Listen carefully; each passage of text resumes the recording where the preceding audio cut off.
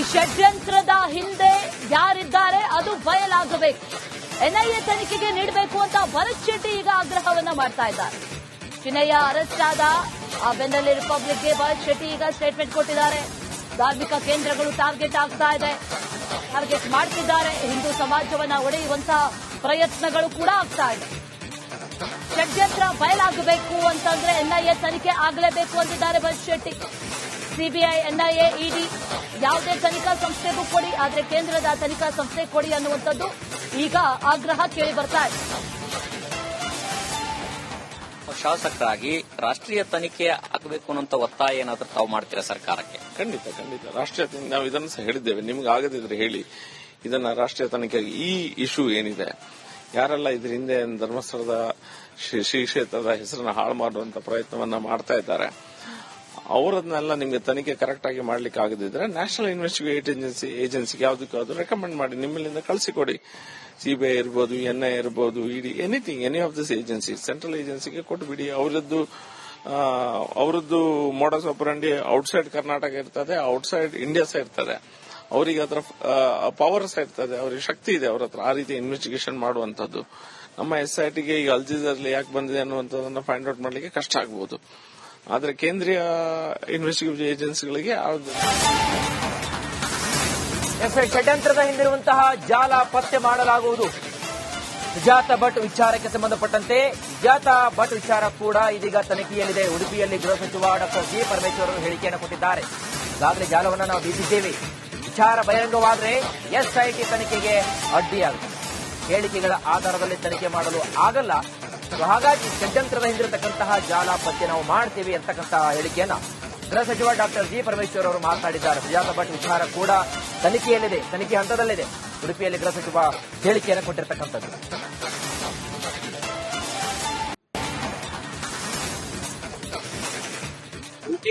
ಮಕ್ಕಳಿಗ ಬಂಧನ ಆಗಿರೋದು ನಿಜ, ಬಂಧನ ಆಗಿದೆ.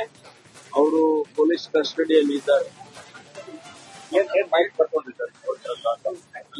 ತನಿಖೆ ನಡೆಯೋದ್ರಿಂದ ಯಾವ ಮಾಹಿತಿಯನ್ನು ಕೊಡೋದಕ್ಕೆ ಸಾಧ್ಯ ಆಗೋದಿಲ್ಲ. ಅವರು ಪೊಲೀಸ್ ಇನ್ವೆಸ್ಟಿಗೇಷನ್ ಮಾಡಿದ್ದಾರೆ, ಅವರು ಬಂಧನ ಮಾಡಿದ್ದಾರೆ, ಅವರು ಇನ್ವೆಸ್ಟಿಗೇಷನ್ ಮಾಡ್ತಾರೆ. ಎಲ್ಲ ಡೀಟೇಲ್ಸ್ ಮಾಹಿತಿ ಎಸ್ಐಟಿನವ್ರು ಹೇಳ್ತಾರೆ. ಧಾರ್ಮಿಕ ಕೇಂದ್ರದ ಬಗ್ಗೆ ಸದನದಲ್ಲೂ ಚರ್ಚೆ ಆಗಿದೆ. ಏನ್ ಹೇಳಿಕೆ ಬಯಸ್ತೀವಿ? ಅಲ್ಲ, ಎಸ್ಐಟಿ ತನಿಖೆ ಮಾಡ್ತಾ ಇದೆ, ತನಿಖೆ ಮುಂದುವರೆದಿದೆ. ತನಿಖೆ ಕಂಪ್ಲೀಟ್ ಆಗೋವರೆಗೂ ಕೂಡ ನಮಗೆ ಯಾವುದೇ ವಿಚಾರಗಳನ್ನ ನಾವು ಹಂಚ್ಕೊಳ್ಳೋದಕ್ಕೂ ಆಗೋದಿಲ್ಲ, ಕನ್ಕ್ಲೂಡ್ ಮಾಡೋದಕ್ಕೂ ಆಗೋದಿಲ್ಲ. ದೊಡ್ಡ ಜಾಲ ಇದೆ, ಅದರಿಂದ ಅದೆಲ್ಲ ಪತ್ತೆ ಆಗ್ಬೇಕಲ್ವಾ? ಜಾಲ ಇದೆಯಾ ಇಲ್ವಾ ಅಥವಾ ಏನಿದೆ ಅದೆಲ್ಲ ವರದಿ ಬಂದ ಮೇಲೇನೆ ಗೊತ್ತಾಗುತ್ತೆ. ಅಲ್ಲಿಯವರೆಗೂ ಊಹಾಪೋಹಗಳು ಇರ್ತಾವೆ. ತನಿಖೆನೇ ಮುಕ್ತಾಯ ಆಗ್ಬೋದಾ ಅದು ಹೇಳಲಿಕ್ಕೆ ಬರೋದು ಅಲ್ಲ. ಸುಜಾತ ಭಟ್ದು ಕೂಡ ಈ ತನಿಖೆಯಲ್ಲಿ ಮಾಡ್ತಾ ಇದ್ದಾರೆ. ಆ ತನಿಖೆ ವರದಿ ಬರೋವರೆಗೂ ಕೂಡ ಯಾವುದನ್ನ ನಾವು ಡಿಸ್ಕ್ಲೋಸ್ ಮಾಡೋದಕ್ಕೂ ಆಗೋದಿಲ್ಲ, ಅಥವಾ ಎಸ್ಐಟಿನವರು ಇನ್ವೆಸ್ಟಿಗೇಷನ್ಗೆ ಅಫೆಕ್ಟ್ ಆಗುತ್ತೆ. ಯಾವುದೇ ವಿಚಾರಗಳನ್ನ ಹೊರಗಡೆ ತಂದ್ರೆ ಇನ್ವೆಸ್ಟಿಗೇಷನ್ಗೆ ಅಫೆಕ್ಟ್ ಆಗುತ್ತೆ. ಆದ್ರಿಂದ ಇನ್ವೆಸ್ಟಿಗೇಷನ್ ಸಂಪೂರ್ಣ ಆಗೋವರೆಗೂ ಕೂಡ ನಾವು ಯಾವುದನ್ನು ಕೂಡ ರಿವೀಲ್ ಮಾಡೋಕ್ಕಾಗೋದಿಲ್ಲ. ಬಿಜೆಪಿ ಆರೋಪಕ್ಕೆ ಏನ್ ಹೇಳ್ತೀರಿ? ಸದ್ಯ ಅಲ್ಲ, ಅವರು ಆರೋಪ ಮಾಡ್ತಾನೆ ಇರ್ತಾರೆ. ಬಿಜೆಪಿಯವರು ಆರೋಪ ಮಾಡ್ತಾರೆ. ಈ ಷಡ್ಯಂತ್ರದ ಹಿಂದೆ ಯಾರಿದ್ದಾರೆ ಅದು ಬಯಲಾಗಬೇಕು. ಎನ್ಐಎ ತನಿಖೆಗೆ ನೀಡಬೇಕು ಅಂತ ಭರತ್ ಶೆಟ್ಟಿ ಈಗ ಆಗ್ರಹವನ್ನ ಮಾಡ್ತಾ ಇದ್ದಾರೆ. ಚಿನ್ನಯ್ಯ ಅರೆಸ್ಟ್ ಆದ ಆ ಬೆನ್ನಲ್ಲೇ ರಿಪಬ್ಲಿಕ್ಗೆ ಭರತ್ ಶೆಟ್ಟಿ ಈಗ ಸ್ಟೇಟ್ಮೆಂಟ್ ಕೊಟ್ಟಿದ್ದಾರೆ. ಧಾರ್ಮಿಕ ಕೇಂದ್ರಗಳು ಟಾರ್ಗೆಟ್ ಆಗ್ತಾ ಇದೆ, ಟಾರ್ಗೆಟ್ ಮಾಡ್ತಿದ್ದಾರೆ. ಹಿಂದೂ ಸಮಾಜವನ್ನ ಒಡೆಯುವಂತಹ ಪ್ರಯತ್ನಗಳು ಕೂಡ ಆಗ್ತಾ ಇದೆ. ಷಡ್ಯಂತ್ರ ಬಯಲಾಗಬೇಕು ಅಂತಂದ್ರೆ ಎನ್ಐಎ ತನಿಖೆ ಆಗಲೇಬೇಕು ಅಂತಿದ್ದಾರೆ ಭರತ್ ಶೆಟ್ಟಿ. ಸಿಬಿಐ, ಎನ್ಐಎ, ಇಡಿ ಯಾವುದೇ ತನಿಖಾ ಸಂಸ್ಥೆಗೂ ಕೊಡಿ, ಆದ್ರೆ ಕೇಂದ್ರದ ತನಿಖಾ ಸಂಸ್ಥೆ ಕೊಡಿ ಅನ್ನುವಂಥದ್ದು ಈಗ ಆಗ್ರಹ ಕೇಳಿ ಬರ್ತಾ ಇದೆ. ಶಾಸಕರಾಗಿ ರಾಷ್ಟ್ರೀಯ ತನಿಖೆ ಆಗಬೇಕು ಅನ್ನೋ ಒತ್ತಾಯ ಏನಾದ್ರೂ ತಾವು ಮಾಡ್ತೀರಾ ಸರ್ಕಾರಕ್ಕೆ? ಖಂಡಿತ ರಾಷ್ಟ್ರೀಯ ನಾವು ಇದನ್ನು ಸಹ ಹೇಳಿದ್ದೇವೆ. ನಿಮ್ಗೆ ಆಗದಿದ್ರೆ ಹೇಳಿ, ಇದನ್ನ ರಾಷ್ಟ್ರೀಯ ತನಿಖೆ ಈ ಇಶ್ಯೂ ಏನಿದೆ, ಯಾರೆಲ್ಲ ಇದ್ರ ಹಿಂದೆ ಧರ್ಮಸ್ಥಳದ ಶ್ರೀ ಕ್ಷೇತ್ರದ ಹೆಸರನ್ನ ಹಾಳು ಮಾಡುವಂತ ಪ್ರಯತ್ನವನ್ನ ಮಾಡ್ತಾ ಇದ್ದಾರೆ, ಅವರನ್ನೆಲ್ಲ ನಿಮಗೆ ತನಿಖೆ ಕರೆಕ್ಟ್ ಆಗಿ ಮಾಡ್ಲಿಕ್ಕೆ ಆಗದಿದ್ರೆ ನ್ಯಾಷನಲ್ ಇನ್ವೆಸ್ಟಿಗೇಷನ್ ಏಜೆನ್ಸಿಗೆ ಯಾವುದಕ್ಕಾದ್ರೂ ರೆಕಮೆಂಡ್ ಮಾಡಿ, ನಿಮ್ಮಲ್ಲಿಂದ ಕಳಿಸಿಕೊಡಿ. ಸಿಬಿಐ ಇರ್ಬೋದು, NIA ಇರ್ಬೋದು, ED, anything, any of this agency, central ಏಜೆನ್ಸಿಗೆ ಕೊಟ್ಟುಬಿಡಿ. ಅವರದ್ದು ಮೋಡಸ್ ಆಪರಂಡಿ ಔಟ್ಸೈಡ್ ಕರ್ನಾಟಕ ಇರ್ತದೆ, ಔಟ್ಸೈಡ್ ಇಂಡಿಯಾ ಸಹ ಇರ್ತದೆ. ಅವರಿಗೆ ಅದರ ಪವರ್ಸ್ ಇರ್ತದೆ, ಅವರಿಗೆ ಶಕ್ತಿ ಇದೆ ಅವರ ಹತ್ರ ಆ ರೀತಿ ಇನ್ವೆಸ್ಟಿಗೇಷನ್ ಮಾಡುವಂತದ್ದು. ನಮ್ಮ SITಗೆ ಈಗ ಅಲ್ಜೀಜರ್ಲಿ ಯಾಕೆ ಬಂದಿದೆ ಅನ್ನುವಂಥದ್ದನ್ನು ಫೈಂಡ್ ಔಟ್ ಮಾಡಲಿಕ್ಕೆ ಕಷ್ಟ ಆಗಬಹುದು. ಆದರೆ ಕೇಂದ್ರೀಯ ಇನ್ವೆಸ್ಟಿಗೇಷನ್ ಏಜೆನ್ಸಿಗಳಿಗೆ ಷಡ್ಯಂತ್ರದ ಹಿಂದಿರುವಂತಹ ಜಾಲ ಪತ್ತೆ ಮಾಡಲಾಗುವುದು. ಸುಜಾತ ಭಟ್ ವಿಚಾರಕ್ಕೆ ಸಂಬಂಧಪಟ್ಟಂತೆ ಸುಜಾತ ಭಟ್ ವಿಚಾರ ಕೂಡ ಇದೀಗ ತನಿಖೆಯಲ್ಲಿದೆ. ಉಡುಪಿಯಲ್ಲಿ ಗೃಹ ಸಚಿವ ಡಾಕ್ಟರ್ ಜಿ ಪರಮೇಶ್ವರ್ ಅವರು ಹೇಳಿಕೆಯನ್ನು ಕೊಟ್ಟಿದ್ದಾರೆ. ಈಗಾಗಲೇ ಜಾಲವನ್ನು ನಾವು ಬೀಸಿದ್ದೇವೆ. ವಿಚಾರ ಬಹಿರಂಗವಾದರೆ SIT ತನಿಖೆಗೆ ಅಡ್ಡಿಯಾಗುತ್ತೆ. ಹೇಳಿಕೆಗಳ ಆಧಾರದಲ್ಲಿ ತನಿಖೆ ಮಾಡಲು ಆಗಲ್ಲ. ಹಾಗಾಗಿ ಷಡ್ಯಂತ್ರದ ಹಿಂದಿರತಕ್ಕಂತಹ ಜಾಲ ಪತ್ತೆ ನಾವು ಮಾಡ್ತೀವಿ ಅಂತಕ್ಕಂತಹ ಹೇಳಿಕೆಯನ್ನ ಗೃಹ ಸಚಿವ ಡಾಕ್ಟರ್ ಜಿ ಪರಮೇಶ್ವರ್ ಅವರು ಮಾತನಾಡಿದ್ದಾರೆ. ಸುಜಾತ ಭಟ್ ವಿಚಾರ ಕೂಡ ತನಿಖೆಯಲ್ಲಿದೆ, ತನಿಖೆ ಹಂತದಲ್ಲಿದೆ. ಉಡುಪಿಯಲ್ಲಿ ಗೃಹ ಸಚಿವ ಹೇಳಿಕೆಯನ್ನು ಕೊಟ್ಟಿರತಕ್ಕಂಥದ್ದು.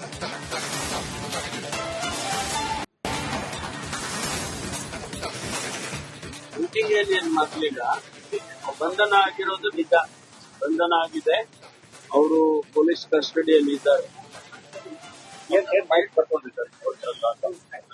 ತನಿಖೆ ನಡೆಯೋದ್ರಿಂದ ಯಾವ ಮಾಹಿತಿಯನ್ನು ಕೊಡೋದಕ್ಕೆ ಸಾಧ್ಯ ಆಗೋದಿಲ್ಲ. ಅವರು ಪೊಲೀಸ್ ಇನ್ವೆಸ್ಟಿಗೇಷನ್ ಮಾಡಿದ್ದಾರೆ, ಅವರು ಬಂಧನ ಮಾಡಿದ್ದಾರೆ, ಅವರು ಇನ್ವೆಸ್ಟಿಗೇಷನ್ ಮಾಡ್ತಾರೆ. ಅದೆಲ್ಲ ಡೀಟೇಲ್ಸ್ ಮಾಹಿತಿ SITನವ್ರು ಹೇಳ್ತಾರೆ. ಕೇಂದ್ರದ ಬಗ್ಗೆ ಸದನದಲ್ಲೂ ಚರ್ಚೆ ಆಗಿತ್ತು. ಏನ್ ಹೇಳಿಕೆ ಬಯಸ್ತೀವಿ? ಅಲ್ಲ, SIT ತನಿಖೆ ಮಾಡ್ತಾ ಇದೆ, ತನಿಖೆ ಮುಂದುವರೆದಿದೆ. ತನಿಖೆ ಕಂಪ್ಲೀಟ್ ಆಗೋವರೆಗೂ ಕೂಡ ನಮಗೆ ಯಾವುದೇ ವಿಚಾರಗಳನ್ನ ನಾವು ಹಂಚ್ಕೊಳ್ಳೋದಕ್ಕೂ ಆಗೋದಿಲ್ಲ, ಕನ್ಕ್ಲೂಡ್ ಮಾಡೋದಕ್ಕೂ ಆಗೋದಿಲ್ಲ. ದೊಡ್ಡ ಜಾಲ ಇದೆ, ಅದರಿಂದ ಅದೆಲ್ಲ ಪತ್ತೆ ಆಗ್ಬೇಕಲ್ವಾ? ಜಾಲ ಇದೆಯಾ ಇಲ್ವಾ ಅಥವಾ ಏನಿದೆ ಅದೆಲ್ಲ ವರದಿ ಬಂದ ಮೇಲೇನೆ ಗೊತ್ತಾಗುತ್ತೆ. ಅಲ್ಲಿಯವರೆಗೂ ಊಹಾಪೋಹಗಳು ಇರ್ತಾವೆ. ತನಿಖೆನೇ ಮುಕ್ತಾಯ ಆಗ್ಬೋದಾ ಅದು ಹೇಳಲಿಕ್ಕೆ ಬರೋದು. ಅಲ್ಲ, ಸುಜಾತ ಭಟ್ದು ಕೂಡ ಈ ತನಿಖೆಯಲ್ಲಿ ಮಾಡ್ತಾ ಇದ್ದಾರೆ. ಆ ತನಿಖೆ ವರದಿ ಬರೋವರೆಗೂ ಕೂಡ ಯಾವುದನ್ನ ನಾವು ಡಿಸ್ಕ್ಲೋಸ್ ಮಾಡೋದಕ್ಕೂ ಆಗೋದಿಲ್ಲ ಅಥವಾ SITನವರು ಇನ್ವೆಸ್ಟಿಗೇಷನ್ಗೆ ಅಫೆಕ್ಟ್ ಆಗುತ್ತೆ. ಯಾವುದೇ ವಿಚಾರಗಳನ್ನ ಹೊರಗಡೆ ತಂದ್ರೆ ಇನ್ವೆಸ್ಟಿಗೇಷನ್ಗೆ ಅಫೆಕ್ಟ್ ಆಗುತ್ತೆ. ಆದ್ರಿಂದ ಇನ್ವೆಸ್ಟಿಗೇಷನ್ ಸಂಪೂರ್ಣ ಆಗೋವರೆಗೂ ಕೂಡ ನಾವು ಯಾವುದನ್ನು ಕೂಡ ರಿವೀಲ್ ಮಾಡೋಕ್ಕಾಗೋದಿಲ್ಲ. ಬಿಜೆಪಿ ಆರೋಪಕ್ಕೆ ಏನ್ ಹೇಳ್ತೀರಿ? ಸದ್ಯ ಅಲ್ಲ, ಅವರು ಆರೋಪ ಮಾಡ್ತಾನೆ ಇರ್ತಾರೆ. ಬಿಜೆಪಿಯವರು ಆರೋಪ ಮಾಡ್ತಾರೆ. ಈ ಷಡ್ಯಂತ್ರದ ಹಿಂದೆ ಯಾರಿದ್ದಾರೆ ಅದು ಬಯಲಾಗಬೇಕು. NIA ತನಿಖೆಗೆ ನೀಡಬೇಕು ಅಂತ ಭರತ್ ಶೆಟ್ಟಿ ಈಗ ಆಗ್ರಹವನ್ನ ಮಾಡ್ತಾ ಇದ್ದಾರೆ. ಚಿನ್ನಯ್ಯ ಅರೆಸ್ಟ್ ಆದ ಆ ಬೆನ್ನಲ್ಲೇ ರಿಪಬ್ಲಿಕ್ಗೆ ಭರತ್ ಶೆಟ್ಟಿ ಈಗ ಸ್ಟೇಟ್ಮೆಂಟ್ ಕೊಟ್ಟಿದ್ದಾರೆ. ಧಾರ್ಮಿಕ ಕೇಂದ್ರಗಳು ಟಾರ್ಗೆಟ್ ಮಾಡ್ತಿದ್ದಾರೆ. ಹಿಂದೂ ಸಮಾಜವನ್ನ ಒಡೆಯುವಂತಹ ಪ್ರಯತ್ನಗಳು ಕೂಡ ಆಗ್ತಾ ಇದೆ. ಷಡ್ಯಂತ್ರ ಬಯಲಾಗಬೇಕು ಅಂತಂದ್ರೆ NIA ತನಿಖೆ ಆಗಲೇಬೇಕು ಅಂತಿದ್ದಾರೆ Bharat Shetty. CBI, NIA, ED ಯಾವುದೇ ತನಿಖಾ ಸಂಸ್ಥೆಗೂ ಕೊಡಿ, ಆದ್ರೆ ಕೇಂದ್ರದ ತನಿಖಾ ಸಂಸ್ಥೆ ಕೊಡಿ ಅನ್ನುವಂಥದ್ದು ಈಗ ಆಗ್ರಹ ಕೇಳಿ ಬರ್ತಾ ಇದೆ. ಶಾಸಕರಾಗಿ ರಾಷ್ಟ್ರೀಯ ತನಿಖೆ ಆಗಬೇಕು ಅನ್ನೋ ಒತ್ತಾಯ ಏನಾದ್ರೂ ತಾವು ಮಾಡ್ತೀರಾ ಸರ್ಕಾರಕ್ಕೆ? ಖಂಡಿತ ರಾಷ್ಟ್ರೀಯ ನಾವು ಇದನ್ನು ಸಹ ಹೇಳಿದ್ದೇವೆ. ನಿಮ್ಗೆ ಆಗದಿದ್ರೆ ಹೇಳಿ, ಇದನ್ನ ರಾಷ್ಟ್ರೀಯ ತನಿಖೆಗೆ ಈ ಇಶ್ಯೂ ಏನಿದೆ, ಯಾರೆಲ್ಲ ಇದ್ರ ಹಿಂದೆ ಧರ್ಮಸ್ಥಳದ ಶ್ರೀ ಕ್ಷೇತ್ರದ ಹೆಸರನ್ನ ಹಾಳು ಮಾಡುವಂತ ಪ್ರಯತ್ನವನ್ನ ಮಾಡ್ತಾ ಇದ್ದಾರೆ, ಅವರನ್ನೆಲ್ಲ ನಿಮಗೆ ತನಿಖೆ ಕರೆಕ್ಟ್ ಆಗಿ ಮಾಡ್ಲಿಕ್ಕೆ ಆಗದಿದ್ರೆ ನ್ಯಾಷನಲ್ ಇನ್ವೆಸ್ಟಿಗೇಷನ್ ಏಜೆನ್ಸಿಗೆ ಯಾವುದಕ್ಕಾದ್ರೂ ರೆಕಮೆಂಡ್ ಮಾಡಿ, ನಿಮ್ಮಲ್ಲಿಂದ ಕಳಿಸಿಕೊಡಿ. ಸಿಬಿಐ ಇರ್ಬೋದು, NIA ಇರ್ಬೋದು, ED, anything, any of this agency, central ಏಜೆನ್ಸಿಗೆ ಕೊಟ್ಟುಬಿಡಿ. ಅವರದ್ದು ಮೋಡಸ್ ಆಪರಂಡಿ ಔಟ್ಸೈಡ್ ಕರ್ನಾಟಕ ಇರ್ತದೆ, ಔಟ್ಸೈಡ್ ಇಂಡಿಯಾ ಸಹ ಇರ್ತದೆ. ಅವರಿಗೆ ಅದರ ಪವರ್ಸ್ ಇರ್ತದೆ, ಅವರಿಗೆ ಶಕ್ತಿ ಇದೆ ಅವರ ಹತ್ರ ಆ ರೀತಿ ಇನ್ವೆಸ್ಟಿಗೇಷನ್ ಮಾಡುವಂತದ್ದು. ನಮ್ಮ SITಗೆ ಈಗ ಅಲ್ಜೀಜರ್ಲಿ ಯಾಕೆ ಬಂದಿದೆ ಅನ್ನುವಂಥದ್ದನ್ನು ಫೈಂಡ್ ಔಟ್ ಮಾಡಲಿಕ್ಕೆ ಕಷ್ಟ ಆಗಬಹುದು. ಆದರೆ ಕೇಂದ್ರೀಯ ಇನ್ವೆಸ್ಟಿಗೇಷನ್ ಏಜೆನ್ಸಿಗಳಿಗೆ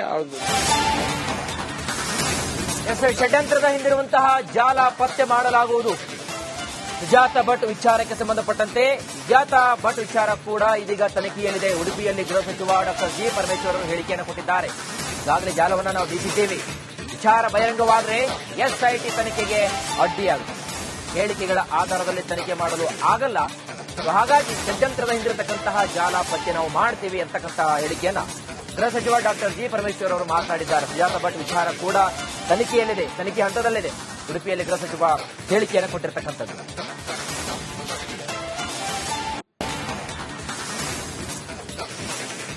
ಮೀಟಿಂಗ್ ಏನೇನು ಮೊದಲೀಗ ಬಂಧನ ಆಗಿರೋದು ನಿಜ, ಬಂಧನ ಆಗಿದೆ. ಅವರು ಪೊಲೀಸ್ ಕಸ್ಟಡಿಯಲ್ಲಿ ಇದ್ದಾರೆ.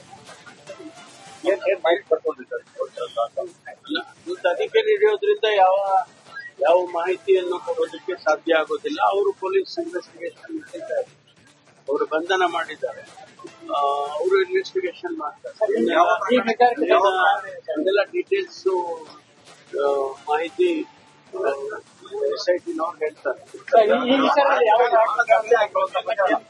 ಧಾರ್ಮಿಕ ಕೇಂದ್ರದ ಬಗ್ಗೆ ಸದನದಲ್ಲೂ ಚರ್ಚೆ ಆಗಿತ್ತು. ಏನ್ ಹೇಳಿಕೆ ಬಯಸ್ತೀವಿ?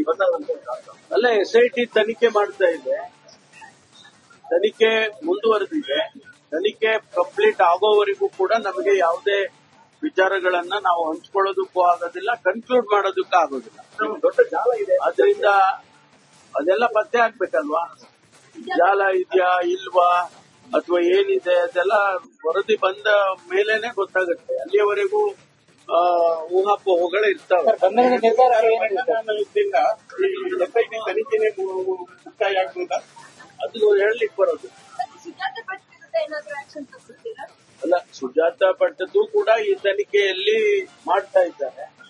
ಆ ತನಿಖೆ ವರದಿ ಬರೋವರೆಗೂ ಕೂಡ ಯಾವುದನ್ನ ನಾವು ಡಿಸ್ಕ್ಲೋಸ್ ಮಾಡೋದಕ್ಕೂ ಆಗೋದಿಲ್ಲ ಅಥವಾ SIT-ನವರು ಇನ್ವೆಸ್ಟಿಗೇಷನ್ಗೆ ಅಫೆಕ್ಟ್ ಆಗುತ್ತೆ. ಯಾವುದೇ ವಿಚಾರಗಳನ್ನ ಹೊರಗಡೆ ತಂದ್ರೆ ಇನ್ವೆಸ್ಟಿಗೇಷನ್ಗೆ ಅಫೆಕ್ಟ್ ಆಗುತ್ತೆ. ಆದ್ರಿಂದ ಇನ್ವೆಸ್ಟಿಗೇಷನ್ ಸಂಪೂರ್ಣ ಆಗೋವರೆಗೂ ಕೂಡ ನಾವು ಯಾವುದನ್ನು ಕೂಡ ರಿವೀಲ್ ಮಾಡೋಕ್ಕಾಗೋದಿಲ್ಲ. ಬಿಜೆಪಿ ಆರೋಪಕ್ಕೆ ಏನ್ ಹೇಳ್ತೀರಿ?